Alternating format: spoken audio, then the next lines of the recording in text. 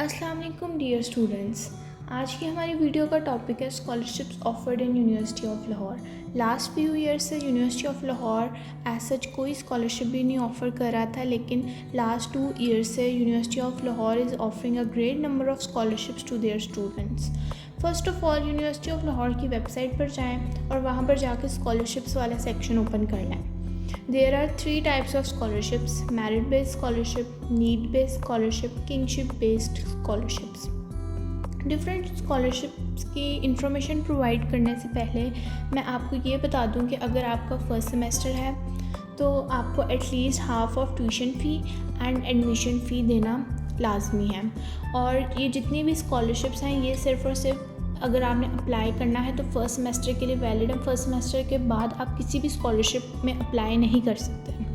And second most important बात यह है कि university can any time cancel your financial aid in the following cases if your scored SGPA is below 3।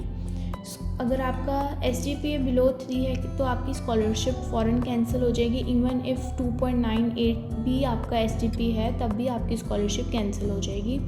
If you score less than 70% marks in annual exams, अगर आपके 70% marks किसी भी annual exam में कम हो तब आपकी स्कॉलरशिप कैंसिल हो जाएगी। If you freeze your semester, if you transfer your degree program और सेमेस्टर विड्रॉ करवाते हैं, इन 5 केसेस में आपकी स्कॉलरशिप एड उसी वक्त कैंसिल हो जाएगी। देयर इज़ नो चांस कि आपको स्कॉलरशिप इन केसेस के बाद मिले।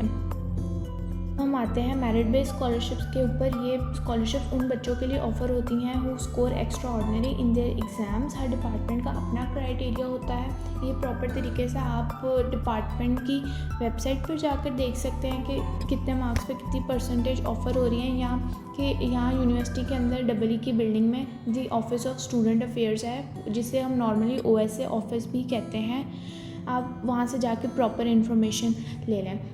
But in general view, the student scoring 70 to 74% marks will get scholarship of 20%. Students who are scoring 75 to 79% marks will get scholarship of 30%. The students scoring 80 to 84% marks will get 50% scholarship, and students who are scoring 75 to 89% marks will get 60% scholarship, and the students who score above 90% and they are position holder, they will get 100% scholarship in their tuition fees.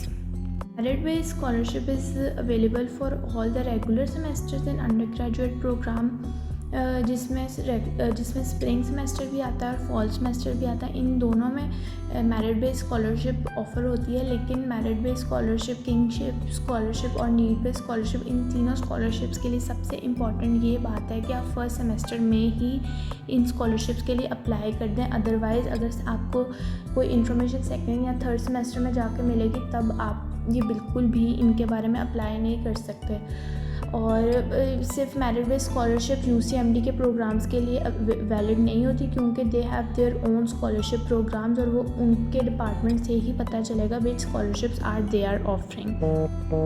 Merit based scholarships के लिए सबसे important यही एक बात है कि through all the semester you have to maintain your result. अगर आपके 8 सेमेस्टर्स हैं, आपको 8 सेमेस्टर्स में अपना रिज़ल्ट 3 CGPA से ऊपर रखना पड़ेगा। अगर आपके 10 सेमेस्टर्स हैं, आपको 10 में बेस्ट परफॉर्म करना पड़ेगा। और इसके अलावा अगर कोई भी क्यूरी वगैरह या कुछ भी आपने पूछना है तो आप सबसे बेहतर है कि आप यूनिवर्सिटी में ही जाकर OSA के ऑफिस से पता कर लें। अगर आप वहाँ से नहीं पता कर सकते तो यूनिवर्सिटी की वेबसाइट के ऊपर OSA बिल्ड ऑफिस का फ़ोन नंबर अवेलेबल है, वहाँ से पता कर लें। वहाँ से भी नहीं पता करना तो आप नीचे कमेंट कर दें। I will give you information about each and everything.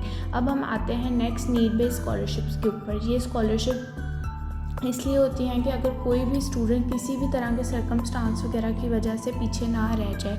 Most of the students can't afford fees of private university, so ये उन बच्चों के लिए होते हैं। जब आप फर्स्ट सेमेस्टर की फ़ीस सबमिट करवा दें, विदिन 3 डेज़ आपको OSA के ऑफिस जाकर एक एप्लीकेशन फॉर्म लेना होता है, उसको सबमिट करवा देना होता है।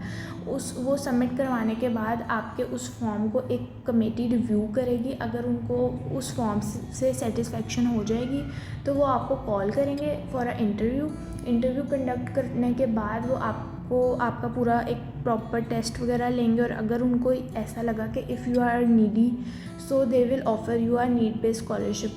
आई थिंक नीड बेस्ड स्कॉलरशिप के लिए ये बिल्कुल भी नहीं इंपॉर्टेंट होता कि आप अपना रिजल्ट मेंटेन करके रखें, but I am not sure about that. Third scholarship is the kingship scholarship. These are for your siblings whether they are real or adopted and somehow also available for your spouses. ये scholarship almost 10 to 25% discount करती हैं आपके tuition fee के अंदर। और most important बात हर scholarship की यही है जो मैं पहले भी बता गई हूँ कि सर ये स्कॉलरशिप भी फर्स्ट सेमेस्टर के अंदर अप्लाई करनी है आपने। अब ये स्कॉलरशिप के लिए कौन अप्लाई नहीं कर सकता, यानी कौन एलिजिबल नहीं है इस स्कॉलरशिप के लिए, वो हैं आपके कज़न्स। कोई भी आपका कज़न हो, आप ये नहीं कह सकते कि आपको उसके बेस पे किंगशिप स्कॉलरशिप मिल जाए, या आपका कोई सिबलिंग लास्ट सेमेस्टर में पढ़ रहा हो और या कोई आपका sibling enrol post graduate program में हो या पीएचडी वगैरह के लेवल में हो, उनको ये स्कॉलरशिप नहीं मिल सकती। या अगर आपका कोई सिबलिंग उनके यूसीएमडी डिपार्टमेंट में पढ़ता हो तब भी आपको ये स्कॉलरशिप आप अवेल नहीं कर सकते। अगर आपको ये वीडियो अच्छी लगी हो तो लाइक करें, सब्सक्राइब करें और शेयर करें। अगर कोई भी क्यूरी वगैरह हो तो आप पूछ सकते हैं कमेंट्स वगैरह में। Thank you so much.